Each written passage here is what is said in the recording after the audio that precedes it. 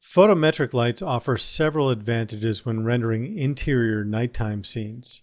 One of those advantages is the ability to use IES data files as photometric web distribution patterns. These are text-based files that describe the specific pattern of light that's emitted from a light fixture. If you're working through these lessons, continue from the previous lesson or navigate to the Chapter 5 subdirectory and open the file Chapter 5 Interior Global Illumination 03.max. When rendering lights, there's many times where you want to specify a particular style of fixture. However, if you just use the default settings for photometric lights, we'll end up getting a perfectly uniform distribution of light, which in many cases doesn't look completely photorealistic. It's at this point when photometric web files become a very important part of the level of realism that you can attain from your scene. We're going to assign an IES data file or photometric web file to the lights in this scene in order to get a more realistic rendering. We'll then more than likely need to readjust our exposure control so that our scene is not over or underexposed. We'll be able to tell that once we've added the photometric web file and rendered a test render. Let's select one of the lights. From the main toolbar, click the Select by Name option. This brings up the Select from Scene dialog. Go ahead and click on Photometric Light 001 and click OK in the dialog to select it. Navigate over to the Command panel and click on the Modify panel. In the Modify rollout, navigate to the General Parameters rollout and look for the Light Distribution option in the lower part of the rollout. Click the down arrow and from the list select the Photometric Web option. This might shuffle the panels around a little bit. Scroll in the Modify panel until you get to the Distribution Photometric Web rollout. This is where we can add the photometric data file that we apply to our lights.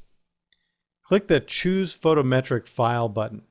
This should automatically place us in the Scene Assets Photometric directory.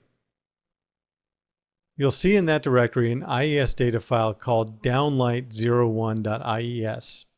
Select the file. If you look down at the bottom left of the dialog, you'll see an IES information area. It contains both a visual representation of what the distribution pattern from that data file will look like. It also gives you information about the fixture itself. You can get information like the manufacturer, the type of luminaire, the type of lamp used, etc. Click the Open button to assign the data file to the light. You'll notice in the viewport that the physical shape of the light changes to match the distribution pattern in the IES file. Make sure you're in the camera viewport. Go ahead and click the Render button to render the scene. Fairly quickly we can realize that we need to stop the rendering because our lights are now really blasting our scene. Now here's what we don't want to do. We don't want to go and adjust the lights. These lights are set to the factory definition for this particular fixture. Now we want to adjust our exposure control so that we see a properly exposed rendering. From the Render menu, select Exposure Control. In the Exposure Control rollout, click the Render Preview.